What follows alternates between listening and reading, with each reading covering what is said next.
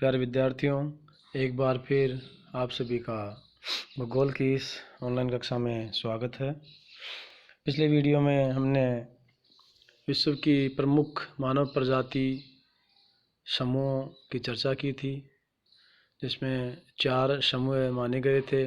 Negroid प्रजाति समूह है, मंगोलाइड प्रजाति समूह है, काकेशियन प्रजाति समूह है और ऑस्ट्रेलाइड प्रजाति समूह है। इसी क्रम में आज हम भारत की मानव प्रजातियों की चर्चा करेंगे। तो भारत की जो मानव प्रजातियां हैं, इसका वर्गीकरण भी कई मानव शास्त्रियों ने किया है, जिसमें सर्वाधिक जो मान्य है वो है B.S. गुहा, जो भारतीय मानव शास्त्री थे, उनका वर्गीकरण। तो भारत भौगोलिक विविधताओं के कारण एक उपमहाद्वीप कहलाता है। यहाँ जो भूआकृतिक विभिन्नताएं हैं, उसके कारण यहाँ अनेक प्रजातियाँ निवास करती हैं। कुछ मानव शास्त्रियों ने तो भारत को भी मानव प्रजाति का उद्भव स्थल माना है, अर्थात यहीं पर मानव प्रजाति का सर्वप्रथम विकास हुआ। तो भारतीय मानव शास्त्री पंचानन मित्रा, ग्रिफिथ टेलर महोदय व S.D. टेरा महोदय ने भारत के शिवालिक प्रदेश को मानव प्रजाति का उद्गम क्षेत्र माना है। अनेक खोजों में मिले जो पाषाण औजार हैं या जो जीवाश्म विज्ञान के आधार पे व जलवायु की खोजों के आधार पे कुछ साक्ष्य मिले हैं, जिनसे यह स्पष्ट होता है कि भारत का जो शिवालिक प्रदेश है वहाँ मानव प्रजाति का उद्भव हुआ था। भारत में जो विभिन्न प्रजातियां हैं, उनका जो आगमन है वो उत्तर पश्चिम के जो पहाड़ी दर्रे हैं उनसे हुआ है, और यहाँ आने वाली प्रजातियों ने यहाँ जो रहने वाली पूर्व प्रजाति थी उनको वहाँ से खदेड़ दिया और उनको पहाड़ी क्षेत्रों व जो वनीय क्षेत्र हैं उनकी ओर धकेल दिया। तो इस तरह यहाँ जो सर्वप्रथम प्रजाति आई, आज वह जंगली क्षेत्रों में निवास कर रही है, और जो सबसे बाद में आई वह उत्तर पश्चिमी जो मैदानी भाग हैं वहाँ निवास कर रही है। तो इस तरह भारत में कई प्रजातियों के मिश्रण के कारण यहाँ का जो प्रजातीय वर्ग है वो एक तरह से स्पष्ट नहीं है। इसलिए कई मानव शास्त्रियों ने अपने अपने आधार पे यहाँ की मानव प्रजातियों का वर्गीकरण करने का प्रयास किया है। भारत की मानव प्रजातियों का वर्गीकरण हर्बर्ट रिस्ले महोदय, हैडन, हटन, स्टेंट और B.S. गुहा, इन सभी विद्वानों ने अपने अनुभव और अध्ययन के आधार पर वर्गीकरण किया है। भारत की प्रजातियों का सर्वप्रथम जो वर्गीकरण है वो 1901 में सर हर्बर्ट रिस्ले ने किया था। इसी के साथ हैडन महोदय ने भी वर्गीकरण किया है। तो इस तरह भारत की जो मानव प्रजातियां हैं उनका जो सर्वमान्य जो वर्गीकरण है वो है भारतीय मानव शास्त्री B.S. गुहा का वर्गीकरण, जो उन्होंने 1944 में अपने एक लेख में दिया था। तो B.S. गुहा ने मानव प्रजातियों को 6 प्रमुख भागों में बांटा है, और इन 6 जो वर्ग हैं इनका भी उपविभाजन किया है। तो B.S. गुहा महोदय ने भारत में जो 6 मानव प्रजातियां मानी हैं उनमें सबसे पहली है निग्रिटो, दूसरी है आद्य या प्रोटो ऑस्ट्रेलाइड, तीसरी मंगोलाइड, चौथी भूमध्य सागरीय, पांचवी है चौड़े सिर वाली पश्चिमी प्रजातियां जिसे एल्पोडिनारिक भी कहते हैं, और जो सबसे नवीन प्रजाति मानी है भारत में वो है नॉर्डिक। तो इस तरह B.S. गुहा महोदय ने इन 6 मानव प्रजातियों का वर्गीकरण किया है।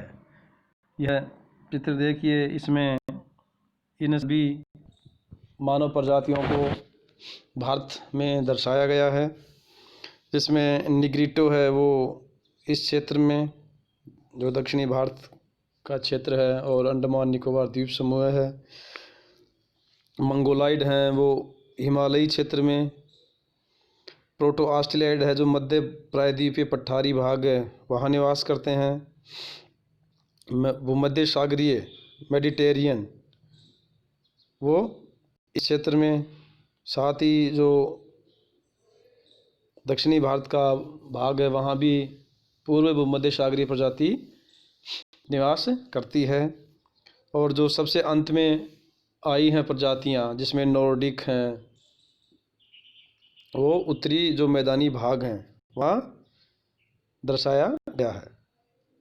तो बीएस गुहा का जो वर्गीकरण है उसमें जो सबसे प्राचीन प्रजाति मानी गई है वो है निग्रिटो।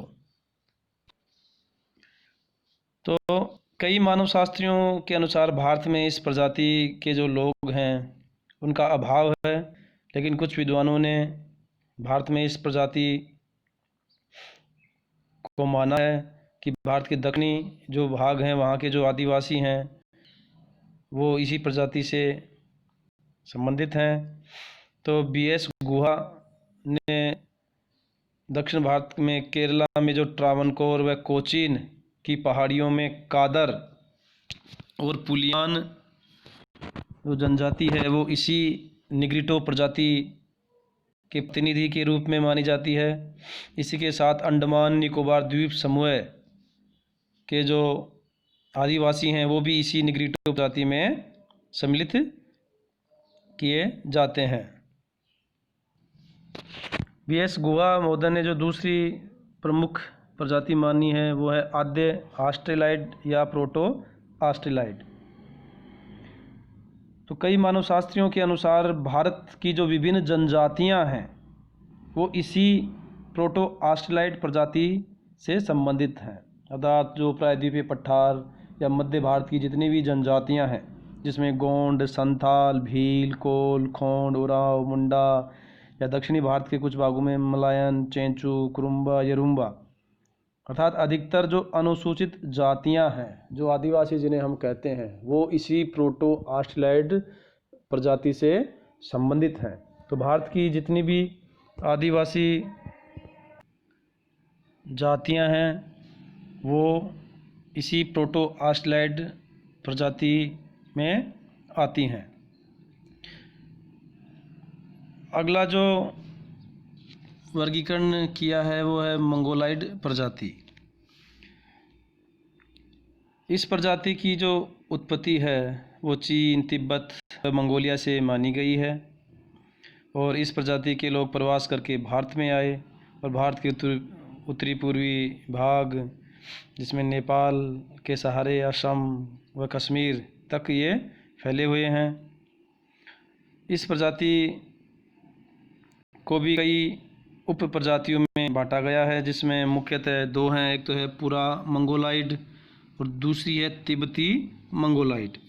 तो पूरा जो मंगोलाइड है ये अत्यधिक प्राचीन होने के कारण जो बाद में विकसित मंगोलाइड है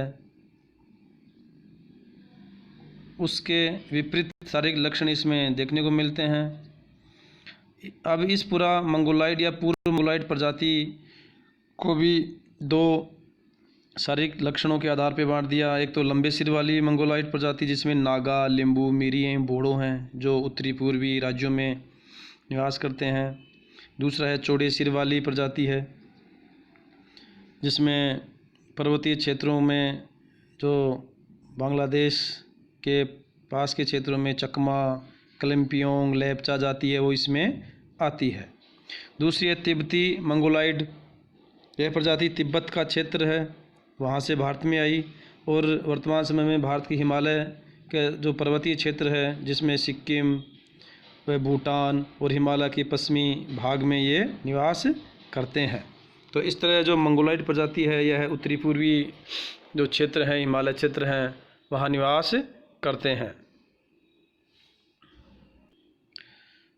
अगली जो प्रजाति है वह है भूमध्य सागरीय प्रजाति। तो भूमध्य सागरीय प्रजाति यूरोपीय जो काकेसाइड प्रजाति है उसी की उपशाखा है। इस भूमध्य सागरीय प्रजाति को भी मुख्यतः 3 भागों में बांटा गया है। प्राचीन भूमध्य सागरीय या पुरा भूमध्य सागरीय प्रजाति जो भारत में दक्षिणी भारत के क्षेत्रों में पाई जाती है, जिसमें तमिल ब्राह्मण हैं, नायर और तेलुगु ब्राह्मण इसी प्रजाति से संबंधित हैं। दूसरा है जो भूमध्य सागरीय, जो ट्रू भूमध्य सागरीय या मेडिटेरियन प्रजाति बोलते हैं, जो पंजाब, जम्मू कश्मीर, राजस्थान, यूपी, महाराष्ट्र, मध्य प्रदेश एवं पश्चिम बंगाल। तो जो भूमध्य सागरीय प्रजाति है वो मुख्यतः इस क्षेत्र में निवास करती है। इससे प्राचीन जो भूमध्य सागरीय है वो दक्षिण भारत में निवासरत है। इसके साथ ही एक और उप विभाजन किया गया है जो है पूर्वी भूमध्य सागरीय प्रजाति, जैसे पंजाब के खत्री हैं, हरियाणा राजस्थान के बनिया और पश्चिमी उत्तर प्रदेश के क्षेत्र में यह लोग रहते हैं। तो जो भूमध्य सागरीय प्रजाति है वह मुख्यतः उत्तरी जो मैदानी भाग हैं वहाँ निवास करते हैं। साथ ही भूमध्य सागरीय प्रजाति के जो पूर्वी लोग हैं, जिसे पूर्व या प्राचीन भूमध्य सागरीय कहते हैं, वो दक्षिणी भारत के कुछ भागों में निवास करते हैं। अगली प्रजाति है पश्चिमी चौड़े सिर वाली प्रजातियाँ। अर्थात प्राचीन काल में भारत के पहाड़ी क्षेत्रों से पश्चिम की ओर से जो चौड़े सिर वाली प्रजातियाँ हैं उनका आगमन हुआ और धीरे धीरे ये उत्तरी पहाड़ी क्षेत्र से प्रवेश करके दक्षिण में तमिलनाडु और बंगाल तक फैल गए। यूरोप के जिस क्षेत्र से इन प्रजातियों का आगमन हुआ उसके आधार पर इसे भी कई उप प्रजातियों में बांटा गया है, जिसमें अल्पनाइड प्रजाति है, जिसमें गुजरात के बनिया, काठियावाड़ के काठी एवं बंगाल के जो कायस्थ हैं वो इसी में आते हैं। इस अल्पानाइड जो प्रजाति है इसकी उत्पत्ति क्षेत्र यूरोप का जो आल्प्स पर्वत है वहाँ से है।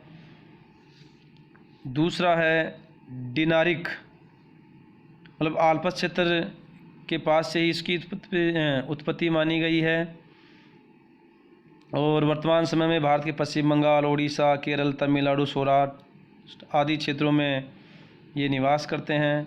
मैसूर के कुर्ग, कैनरीज ब्राह्मण व बंगाली ब्राह्मण इसके प्रमुख उदाहरण हैं। तीसरा जो है वो है आर्मीनाइड। तो आर्मीनियाई जो प्रजाति है वो सबसे कम संख्या में भारत में पाई जाती है, जिसमें मुंबई के जो पारसी हैं, बंगाल के कायस्थ और वेदा जाति में इसी प्रजाति के लक्षण देखने को मिलते हैं। अगली और जो छठी प्रजाति है जो भारत में सबसे बाद में आई है और सबसे नवीन प्रजाति मानी गई है वो है नॉर्डिक प्रजाति। तो इस प्रजाति के लोग पंजाब, हरियाणा, राजस्थान, पश्चिमी उत्तर प्रदेश की जो श्रवण जातियां हैं, जिसमें राजपूत, गुजर, जाट ये सम्मिलित हैं। तो इस प्रजाति के जो लोग हैं वो उत्तरी भारत के जो मैदानी भाग हैं वहाँ निवास करते हैं। तो इस तरह BS गुहा महोदय ने भारत में 6 प्रमुख प्रजातियों का वर्गीकरण किया है और इन 6 का उपविभाजन किया है जो सबसे अधिक मान्य व प्रचलित है। धन्यवाद।